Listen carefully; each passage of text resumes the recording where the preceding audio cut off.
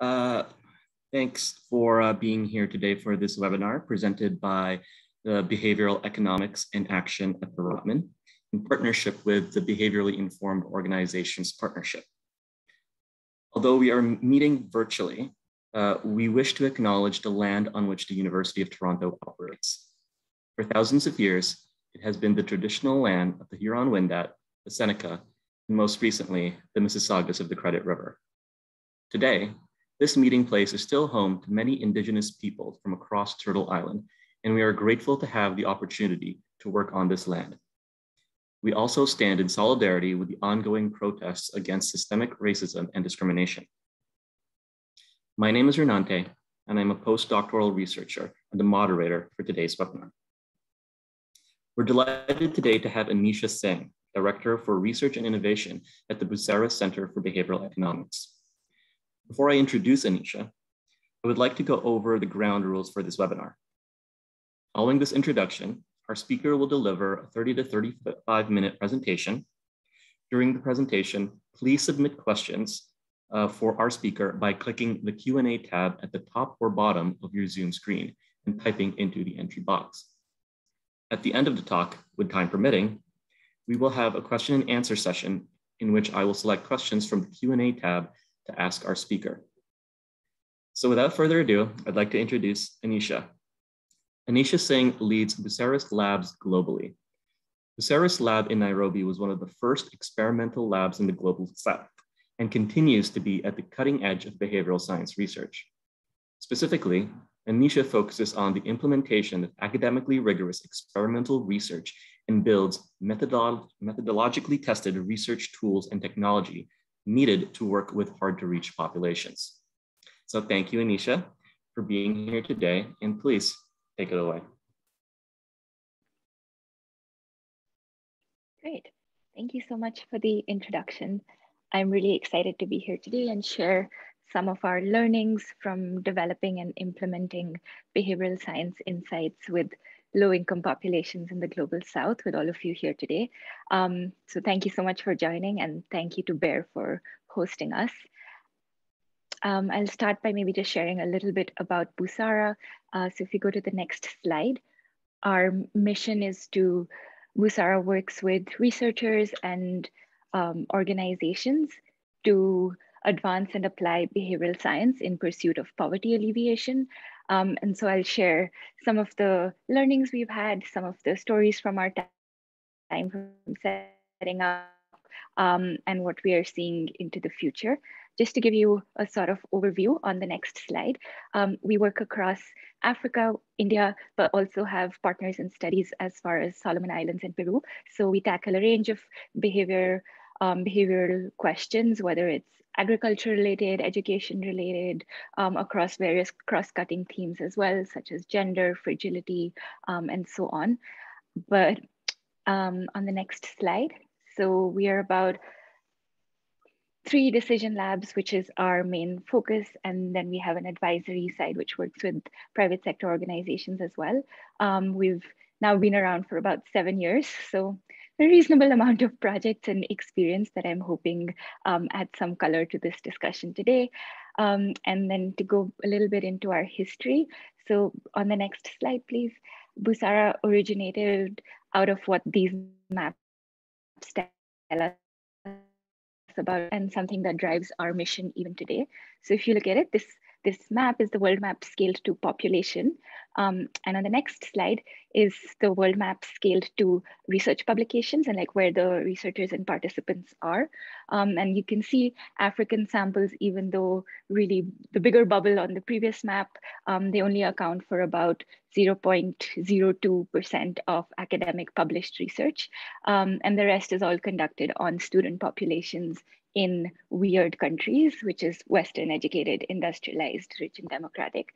So Busara's origin is one of trying to solve this weird problem. And on the next slide, you'll see we were one of the first labs in the global south, very similar to labs elsewhere. We were started out by Professor Dr. Johannes Haushofer out of Princeton at the time to identify and isolate behavioral mechanisms that are pertinent to populations in the global south so that we can increase and advance our knowledge on non-weird populations. On the next slide, please. This was one of our first studies, and you might wonder what these three pictures have in common. This was our earliest learning, I think, in taking global standards of research and replicating them in the global south and really seeing what can go wrong. So in 2018, in 2013, when we had just about opened in Nairobi, we ran our first experiment, and our research question was pretty straightforward, which was, what is the effect of stress on decision-making? And we used the well-cited intervention from psychology, which is to induce mild stress, which is called the TSST, or the Trier Social Stress Test, in which those assigned to the treatment group are given a mock job interview of sorts in front of a panel of experts, while those assigned to the control group were to give a speech about a friend of theirs. And the paper we based this intervention on to increase stress had been cited over 5,000 times. So in 2013, we took it as it was, and we tried using it to actually look at the effect of stress and how people reacted to that. Our experiment didn't work. The reliable, or so we thought reliable, TSST had failed to actually elevate stress levels among our participants. And we went back to our lab staff at the time and we asked them whether we had carried out our protocols correctly, had we designed them right, did we miss out on the translations, did we make some errors in programming or validation, but we had done all of that fine. What we haven't done was we had failed to contextualize our intervention to the local context. And I think this was one of our first learnings of how important this actually is, and something we stand by and advocate for really heavily today. So anyone who has been in Kenya, or for any of you who have visited, you'll see that for any Kenyan, the fear of public speaking isn't high in their list of fears. From a really early age, children are emotive and communicative. Both pastors, politicians are all prized for their oratory skills. So speaking under scrutiny was really not something that was going to induce such stress.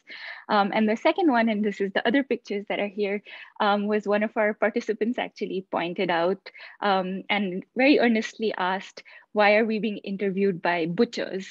And in our panel interview, we had followed the Western convention where like white coats equals scientists. And we wanted to give that demeanor of being an expert panel and really scrutinizing what the person was saying to increase stress. But in Kenya, white coats are associated more with butchers, the ones who cut your meat, and not really with scientists and all.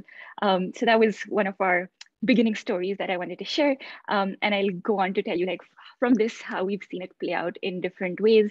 It's not just in how you set it up, it's also in the concepts we apply. It's also in how we set up the environment for testing, and how we think about what the costs of research and applying behavioral insights really are. So I have on the next slide. Yeah, I'll just go share maybe 4 or 5 learnings of what we've learned from 2013 to now. On the next slide, please. So yeah, so we bring our own biases as researchers. Many of us have learned the concepts of behavioral science in a weird culture, or in universities or courses taken in the global north, or organizations which work in the global north. And as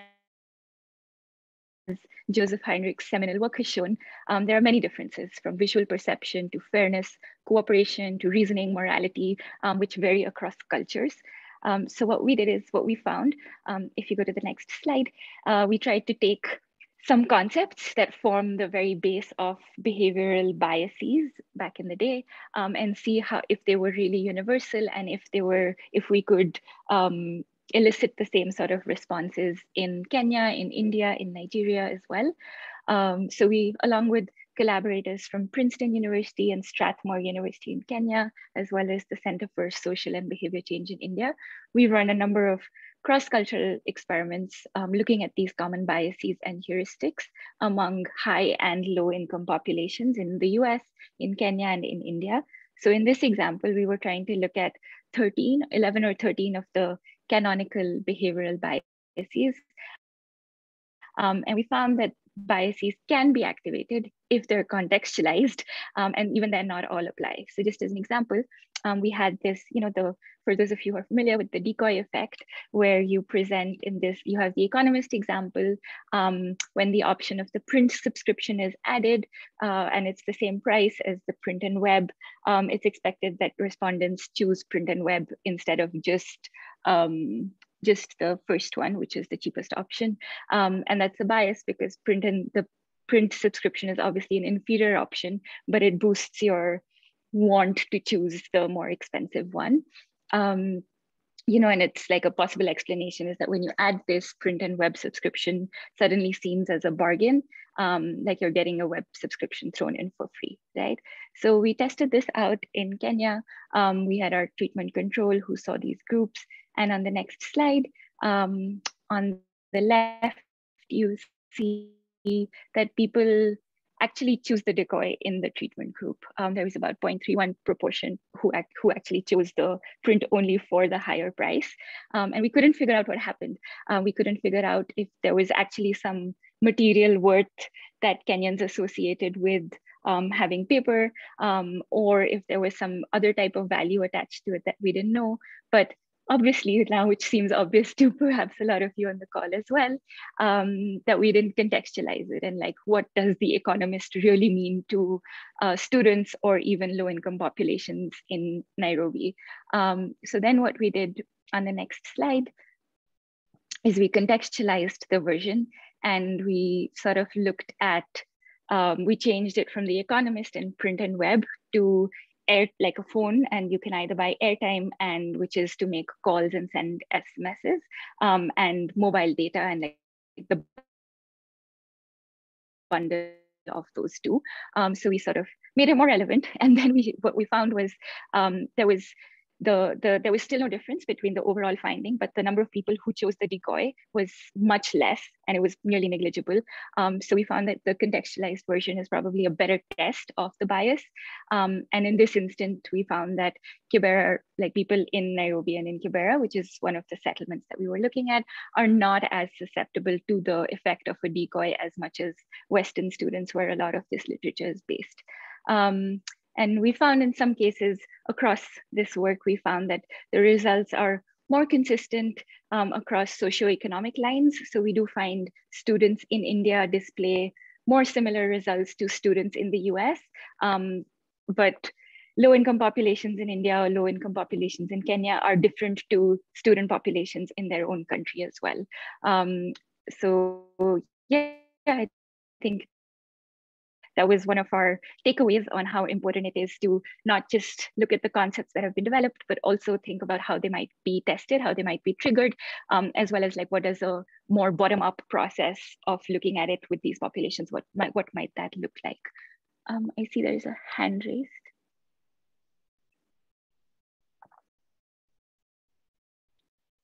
I don't know how it works. Liz, do you know? Or Renante, do you know?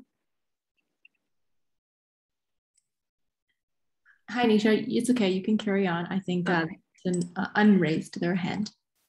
Okay, cool. Sounds good. Okay. So then what we've really found, and now what we tell our partners, is that rather than using off-the-shelf solutions, we recommend allowing for multiple rounds of prototyping and testing. We tried various versions of what type of mobile data. We tried local magazines. We tried various different bundles that might work before arriving at this. We also suggest involving members of the local community, both not just as research participants, but also members of the research team itself. They often have like the most obvious, they say the most obvious things, and then it hits you that you just haven't thought of it because we have our own biases that we come with. Our second learning sort of on the next slide is testing, that we really need to test the intervention, but we also at the same time are testing the infrastructure that we've set up for testing itself.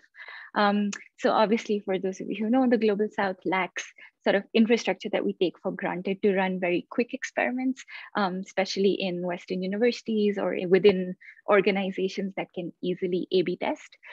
So for example, sending a letter about other people paying their tax, the canonical BIT example would not be feasible in Kenya. People don't have street addresses. I don't have a street address. People share mobile phones, so it makes it hard to survey like an individual person. People migrate between cities, urban areas, rural areas pretty often, and that becomes like a whole project in and of itself, right? So what we found is like adapting our research processes itself to work with the existing infrastructure. And while building new infrastructure is sort of, there's a balance there that's very key to strike. So we're often not just testing the intervention itself, but also whether the platform we've built actually works in this context.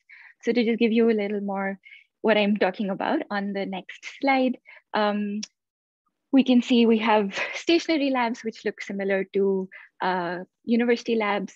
Then we have these mobile labs, which we set up in, or lab in the field rather, that we set up in universities, community halls, school centers, church halls. But then for some options, we've actually had to contextualize it completely. And on the rightmost part of the screen, you see in India, we were trying to work with pregnant women to understand how to increase the uptake of iron and folic acid tablets. And what we found was we had to, obviously we couldn't ask pregnant women to come to a physical location, which might be far from their village. So we took a public bus and we took out the seats of we took out every alternate row of seats in the bus, and we set up these sort of tables with mini laptops, took them through how to use it. And then we could drive the bus around to actually take the lab to people. And there is a lot of sort of investment, not just time, effort, money, but also like creativity that goes into running some of these things in these regions. So for example, the lab on the leftmost, it took us about a good 8 months to 1 year to set up the physical space, but then really figuring out how to recruit people, verify them, how to pay them using mobile money, how to design session flows, procure all the material we needed. All of that took a really long time. And even 5 years later, when we decided to expand in India and Nigeria, we had a whole new set of challenges to face. So we found that like in Nigeria, it was nearly impossible to find community halls to actually run lab in the field sort of studies. And in India, we ended up like, it's so geographically diverse that we basically ended up with a tent and we packed the tent into a box that can get on a trailer and traverse some of these geographical boundaries to set up in different locations.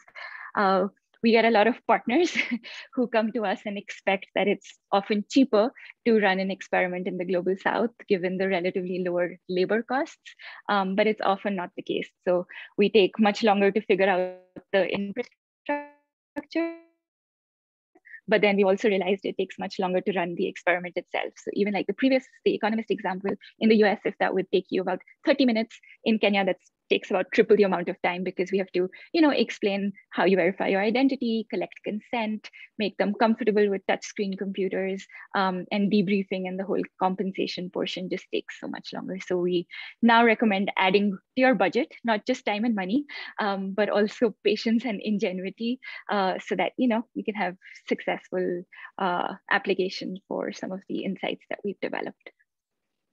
On the next slide, there is also beyond sort of the costs I mentioned, there are also other costs, such as unreliable transport that people face, lost wages or childcare concerns, or even just the perception of what participation might seem like to other people in their community. So not only do we need to provide contextualized infrastructure, but we also do like the show up fee and participation incentives, as happens elsewhere as well. And we're often grappled with this question of, is that really enough? Does that overcome all the costs that people in these regions actually face to participate in our behavioral experiments, games, and so on? And we also wonder how this actually might affect our sampling unintentionally. So on the next slide, I just have some quotes. We ran a qualitative study with women in our participant pool and men in our participant pool.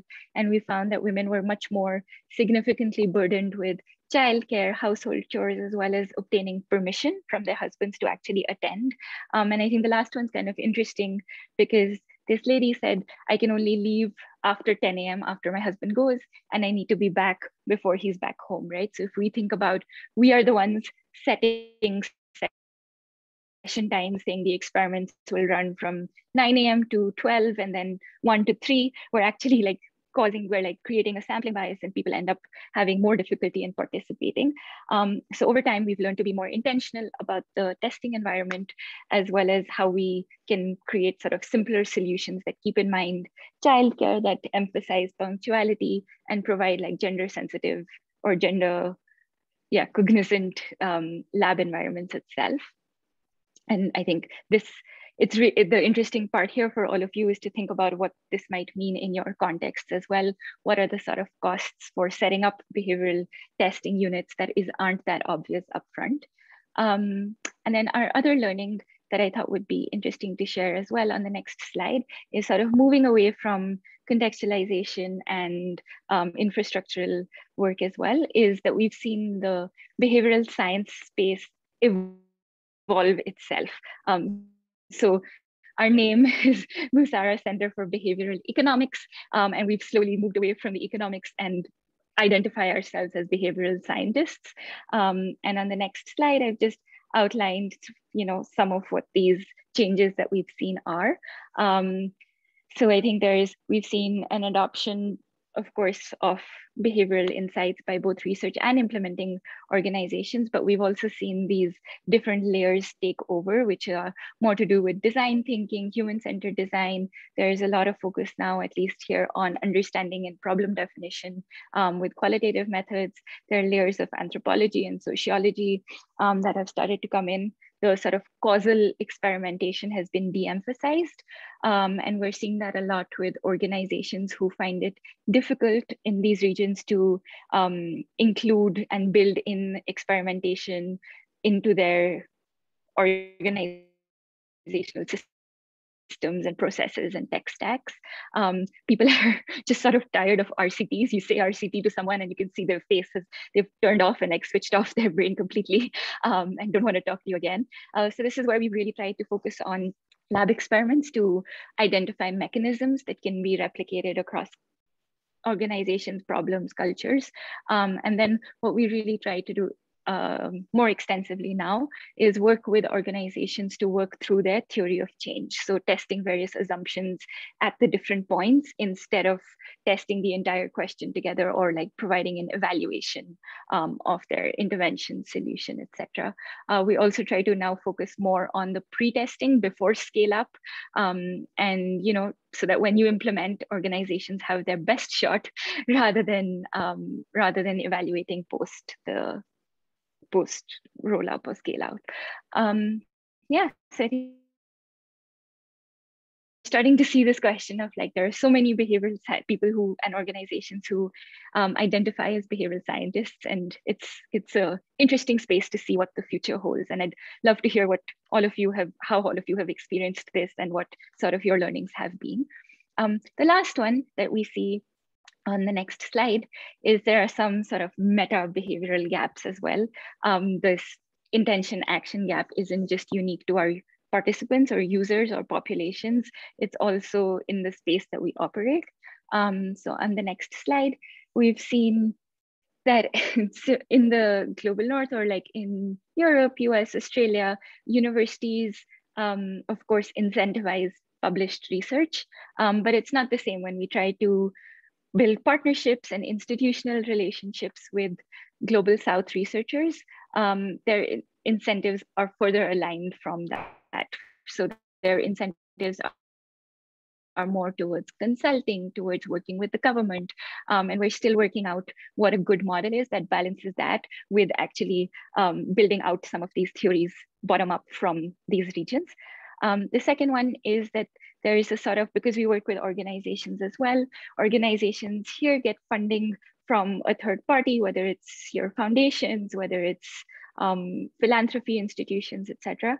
And the funders pay the bills, but the problems lie with the organizations themselves. And it sort of creates a principal agent problem where we are sometimes not answering the correct questions. We're answering questions or like not identifying the right behavioral gaps. We're identifying either the needs of the funders, which are sometimes different from the needs of the actual problems that the organizations face. So it's sort of an interesting space to maneuver. And the third one, and I just want to spend maybe a minute on this and then close out, was that we do need to open up a big pipeline of talent. And if the future of behavioral science in the Global South is to really grow.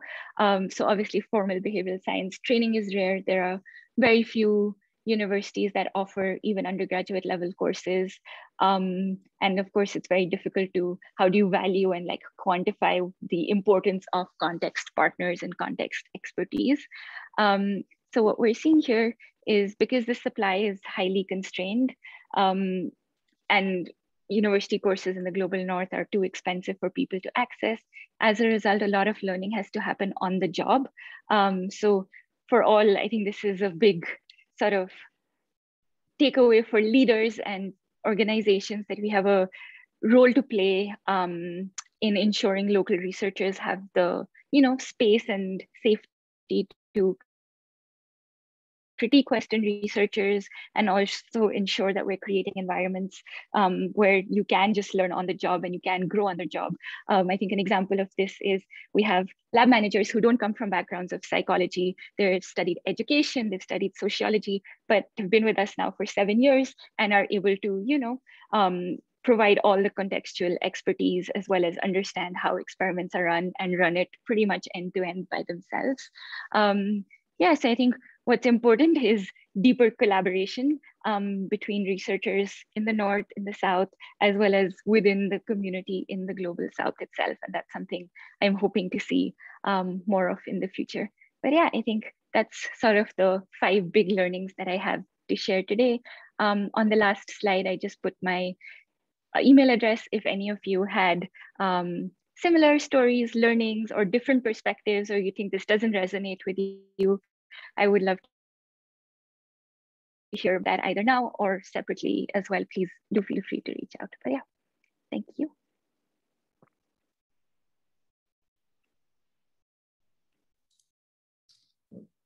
Okay, great. Thank you so much for that, Anisha. It was very fascinating learning basically how different and the different kinds of challenges that behavioral scientists have to navigate in the Global South. So it was very insightful. I'm sure I learned a lot, and I'm sure our audience did as well.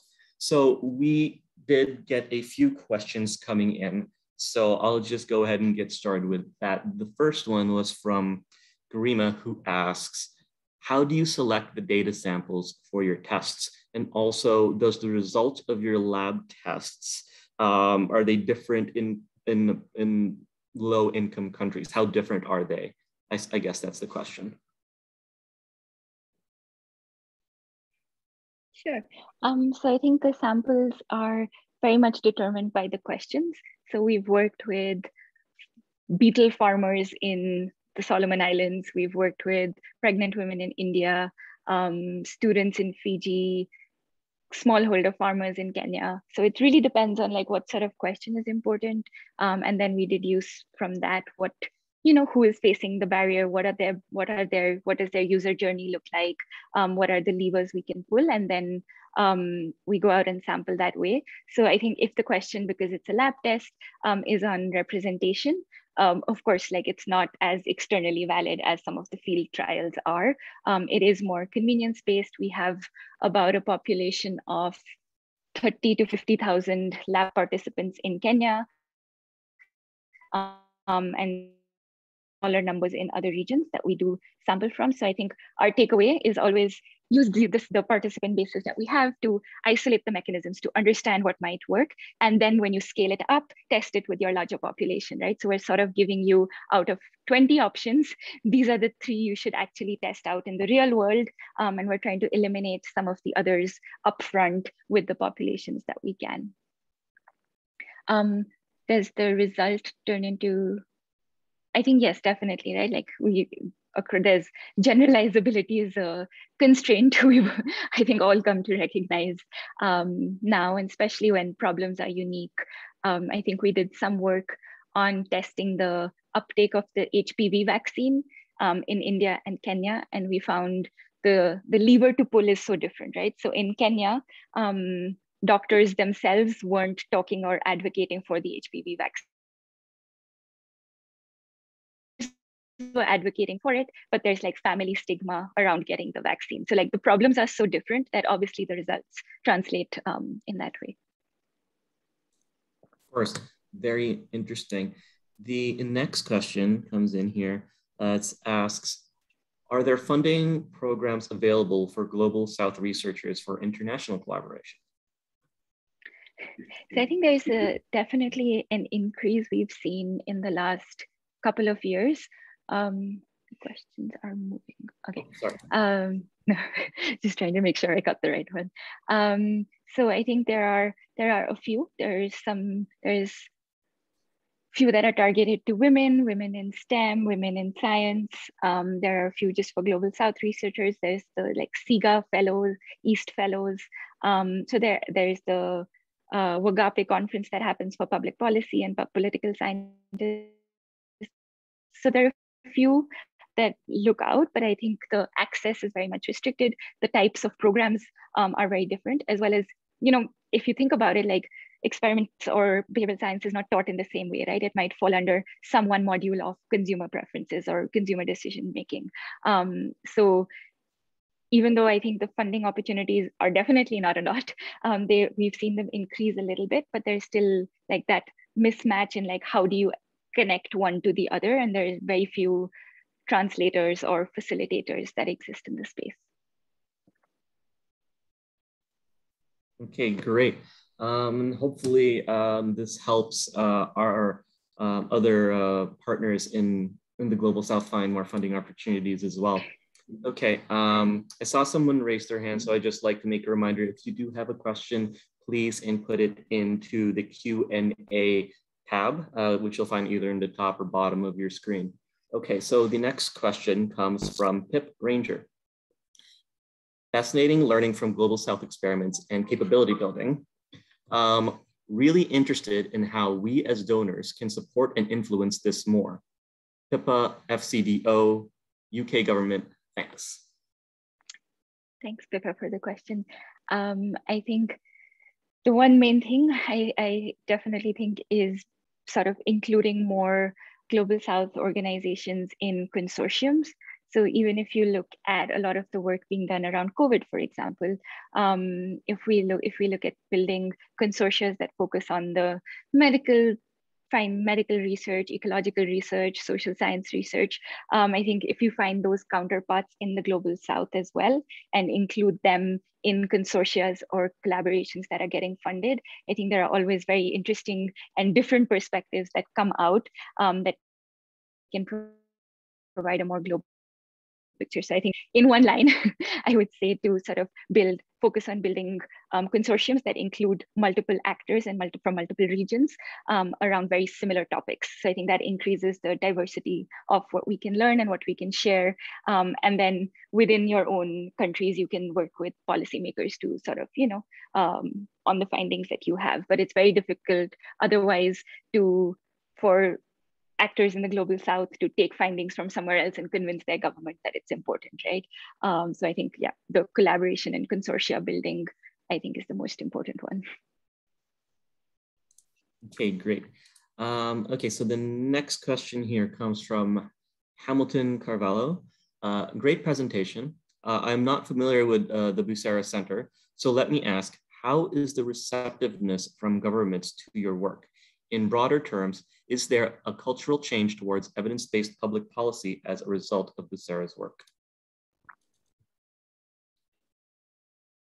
I would say it's a very good question, and it's something we continue to struggle with till date. Our policy influence is not as much as we would hope it would be, but we're seeing greater interest definitely during COVID, when there was a lot of like Ministry of Health testing of different messages, different campaigns. Now people are realizing the importance of behavior as well. I think the difficulties usually are that there are so many supply side challenges to work on first, that the behavior side of it, gets deprioritized a little bit. So we have done some work, definitely. We've worked with, for example, the Competition Authority in Kenya to look at how we can make financial markets more competitive. But I would say that has been limited primarily because the supply side is still such a, there are so many structural barriers to focus on first before we can even look at the behavioral and cognitive barriers that might exist. On the culture of evidence-based public policy, I think now there is greater, in certain fields, there is greater acceptance of evaluations and like post-scale up evaluation, but we're trying to build a case for, lab testing is really useful for small tweaks in policy that you can't actually test once it's rolled out, and you can't randomize policies when they roll out either. But yeah, that's a slow process, and that's why this is a really good question. Great, thanks for that answer, and thanks for the question, Hamilton. Another question comes to us from Garima again. I guess just clarifying her previous question. I think you may have answered this, but just specifying, does the effect of pre-test differ in low-income countries? So I guess like when you're delivering an intervention and you see differences in the effect of the intervention, were there differences in pre-test as well? Yeah, I think for sure. I think the interesting part is really how we think about context. Sometimes the changes aren't even between different countries, right? There's also within your own country, within socio-demographic segments, within geographical segments. There's all this really interesting work in different fields, right? That shows the effect of climate on decision-making, or like why people are more risk averse in various areas and attributed to like how fertile their soil is, essentially. So I think there are not just between countries, but there are definitely differences in like all these things that constitute context. And that does show up in when we pretest certain factors. Again, it depends what sample we're working with, right? And I think that's where some of the translation and really like contextualization comes into play.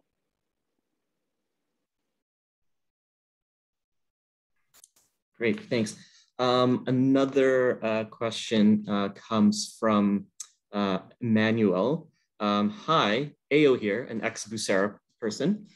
Can you talk a bit about the differences in some of the global South countries and how it affects the BE practice in such countries? For example, the difference in how things are done in Nigeria versus India. Yeah, hi, Ayo. Nice to see you. I can, definitely. So I think it ranges, right? From Hamilton's previous question, I think government receptiveness in India to sort of evidence-based policy is a little higher than at least it is in Kenya. I think it's a lot to do with the sort of people who work in the government, the exposure they've had over years to funded programs like foundations that are based out of the countries and can influence some of this policy making as well. I think there's definitely, depending on the data that they are able to collect, so like how extensive your census surveys are, what those tell you. There are really interesting things in like the Indian economic survey chapters that actually there was one chapter dedicated to behavioral science, right? But we're still yet to see some of that in other countries. So of course it depends on the difference in governments. I think there is difference in infrastructures, where in India it's harder to even figure out how to pay participant incentives, because at least till 2017, before demonetization, cash was an even bigger economy, and we still don't have in India the equivalent of sort of mobile money in Kenya. It's very, the interoperability is low, so it depends which bank you are with. Whereas in Kenya, depending on which SIM card you have and which service provider you're with, you can be paid. So I think there are definitely a lot of differences that contribute to uptake of evidence, creation of evidence, and then obviously the within population differences that I mentioned previously. Great, thank you. Another question here. Again, are you implementing some projects in different countries? Do you have any insights for implementing multi-country experiments? Yeah. So we do the same. Even for example, now we're working with Save the Children, Common Thread, and a number of partners at looking at vaccine uptake. So of course, vaccine hesitancy for the COVID-19 vaccine is a large challenge, ranging from reasons of like social trust to stigma, to just fear of side effects and so on. We're implementing that in Kenya, Philippines, Nepal, and I know there are discussions to look at Iraq and other areas as well. So I think the one takeaway I would say from working in different countries with multi-country experiments is really building local partners who can be your on the ground for each country. It's very difficult, especially in remote times, to have Busara presence in every place. So we send our own researchers, but then we always make sure we have on the ground collaborators, researchers, or organizations who can actually, act as those context partners and translators. And without that, the multi-country just becomes way too difficult to implement. Great, thanks. So the next question comes from Julie. Fascinating presentation, thank you. How is the landscape of Busara research projects divided between major themes such as healthcare, financial services, environmental issues, and others? Just wondering about rough percentages of how the projects fall into the different categories. I'm also curious about who the major funders or clients tend to be, governments, private business, etc. Thanks, Julie. I saw you have another question also on where I am right now. So if my connection is poor, I'm in Nairobi. I'm based here, and I've been here for about 3 years now. But yeah, it's great. We have winter, so I'm very happy. In terms of our various focus areas, I think very similar to maybe behavioral challenges and like insight development elsewhere, we started with a heavy focus on financial inclusion, on savings and credit. I think we've seen interest move away from purely financial inclusion to the other sectors that that we can apply behavioral insights to. So I would say if we started with like a 50% financial inclusion portfolio, we've diversified now into agricultural, so questions on like what does risk mean to smallholder farmers, how do they make insurance or crop choices, etc. There's education, there's health, there's a lot around like sexual and reproductive health. There are, I would say those are, and like governance and civic engagement, which is a large question around political participation, how you interact, how you trust communities and governments in not just Kenya, but also Uganda, Tanzania, Ethiopia, so across the region. Like I don't know the exact percentages off the top of my head, but I would say those are the main ones. So health, governance, civic engagement, building out in education now, and of course, financial inclusion still stands. And then there are some cross-cutting ones, such as fragility, gender, which continue to be important no matter what the question is, and I think gender itself as well. In terms of across these, I think the sort of behavioral problems are very similar, right? So we're still looking at uptake, we're still looking at problems of awareness, compliance, adherence. So it's very similar challenges, but in very different domains. And that's sort of what's interesting, because you learn so many, you learn different things about the same sort of problem. In terms of funders or clients, we're completely grant funded, we're not for profit. So we receive funding from foundations. You have your Gates Foundation, MasterCard, depending on their priority areas. And we work a lot with academics as well. So universities in the US, Europe, UK, Australia, across the world. And then in terms of clients, so we take a lot of our academic findings and we try to apply those to our private sector clients, which might be banks, telcos, microfinance institutions, healthcare, all sorts of service providers in this space. So yeah, I would say that's sort of the pathway of insight generation to insight application is very much from academic lab work to some of the private sector partners. Great, thank you, Anisha. We had another question that came in. I think the question was updated, so it was from Jessica. So I'll read the more recent question. Are there assumptions that partners from the global north make because the global north, especially the US, is known for a more individualistic versus collectivistic orientation? Okay, are there assumptions? And then there was something on technology. Yeah, there's one on assuming the costs are low for sure. There's all the logistics, right? It's the thing we tell our partners from the global north is please visit and stay for piloting. Don't stay for like the main games or experiments or anything we run, because that we've seen has effects on how people perform in games as well. But we definitely tell people to visit. Otherwise, besides costs, we get a lot of questions on, oh, why did you only run 3 sessions today? We thought you'd be able to run 5. And our response is like, but it rained and like the public transport system closed down. And you know, these things just seem absurd to global north partners till they come and they see how different contexts actually operate. So there are definitely a lot around logistics and how that affects actual participation in behavioral science experiments. But there are also assumptions in sort of behaviors itself. And like you made this point on individualist versus collectivist, and that definitely plays out, right? So like while you're designing interventions, even if you think of like, how do you increase uptake of the iron and folic acid pill amongst pregnant women? I think we sort of create these co-creation workshops where we include people from the community, partners in the space, and ourselves to make sure our interventions are correct and relevant, because there's a big difference between how you involve other women in the community within that intervention, right? So really playing on the social norm, or having a partner system where you both remember to take the pill on the same day, sort of works more, or like comes up more as intervention ideas here, than it's very individual focused in the north, which is we'll send one person the reminder as opposed to like a buddy system. So I think there are depending on the question, there are very interesting ways in which it plays out. Yeah, I think I'll stop there. Okay, great. Another question about governments. Do you have any advice about how to approach to government officials that don't care about evidence-based policy at all? Great question. Yeah, great question, Hussein. If you have some, please send them our way as well.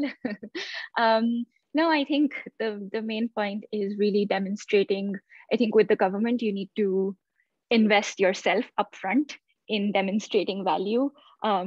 They're not looking at whatever you think is the most innovative idea at the point, right? They just want to know what works, why it worked, and how they can do it. So I think that framing really matters. You're not going to like, oh, why don't you try this? It would be so cool, XYZ, like that's the worst. I think we need to invest upfront as organizations to develop that value case, use case, and show it to the policymakers. And also I think there's in the way evidence-based policy has been thought of so far, it's usually like you generate the evidence and then you take it to policy. But I think there's a very important point that we've missed is that it needs to be policy, then evidence, and then policy again. So really involving policymakers as well in your co-creation of interventions, of solutions, and seeing that you're targeting their priorities, which means that once you have the evidence, they're more likely to take it up. But I think that entire line has been very end focused, at least in some of the regions that I've seen. Very, very fascinating answer. Thanks for that great question. Another question from Julie. Great and helpful answers. Thanks. This may be related to the question about misunderstandings coming from the global north. Are there any misconceptions about your work that you encounter repeatedly amongst participants, clients, or any other stakeholders? Yeah, I'm seeing people really want to hear what the controversial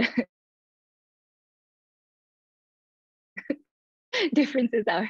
But I do think there are all sorts of ones, right? And they come up very often. I think the main ones are around cost and budgeting, and then around like what behaviors are applicable. So I think maybe an interesting example here would be we were trying to figure out, what did we do? We ran a simple study where we were asking people, just honestly, this was the question, was, do you want 100 shillings, which is $1, or do you want 105 shillings? If you had the option, which one would you take? And what we found, this was a bit north of Nairobi, what we found was people said, we want 100 shillings, which is lower, right? Like $1 and $1.05, they chose $1, and everyone was like, this is not possible. You must have got the wrong data. Your quality of data sucks. And that's the assumption we get, is like, there's something wrong in how you've collected the data. There's something wrong in like how. But actually, we went back to those people and we asked them, like, why did you choose 100 over 105? And what they said was, because in 100 shillings, we can go buy 1 kg of fish and I can take it home and eat it for dinner. What am I going to do with these extra 105 that I have to like then convert? So it's just like how they think about the value of money is also very different. And I remember asking the same question to a US, like some students in the US for somebody's class, and they said, oh, maybe they didn't want the 5 cents in coins because, you know, it's very annoying to take coins around. And I was like, nobody cares about coins. It's totally like the value of money is so different, that they care about, like, with that 100 shillings, I can buy fish. So yeah, I think there's like those sort of differences that come up very often in how you interpret results as well, right? Like, instead of assuming that the data is wrong, there are very weird reasons behind it as well. That's very, very interesting. Okay, so I think we have time for one more question, and I'm just going to paraphrase it a little bit. Do you have any favorite books, like behavioral science books, or any that you would recommend to anyone who may be newer to behavioral sciences? Yes, I think you can answer this as well, Renantin. I'll give you my one. I think because it's not the most common, but there was, and I'm forgetting the authors, but there's a book called The Power of Experiments. And I thought it was really well written because they're academics in some US university, and they go through like how it applies to the social sector, how it applies to tech firms, how you can do it for social good. So it's really interesting and provides a nice overview. So if you're new, it talks more about like applications of behavioral insights and some of these things on why you can't replicate simply across regions, and like the importance and how it can be used for no matter what sort of organization or researcher you are. So that would be my one suggestion, and there are many. And I know Professor Dilip Soman has a course, which I would say you should try as well, BE 101. I know I have lots of colleagues who've attended that and like really loved it as well. But you should add some, Renante. Well, I mean, we get a lot of like book talks here at Bear, so it's really hard to choose between so many of them. But if I had to pick one, I guess I would say The Last Mile by Dilip Soman. It's a great book for beginners. So if anyone hasn't read it, please go check that out. Okay, so thank you again so much, Anisha, for leading our webinar today. A full recording of this webinar will be available at our website by clicking the side tab labeled Events and then clicking the sub tab labeled Bear Webinar Series. Our next webinar will be on October 13th, and we will hear from our colleagues at the Applied Behavioral Science Association. So thank you all for attending. You can exit this webinar by closing your Zoom screen. And thanks again so much, Anisha. It's wonderful. Thank you so much for having me. Thank you all.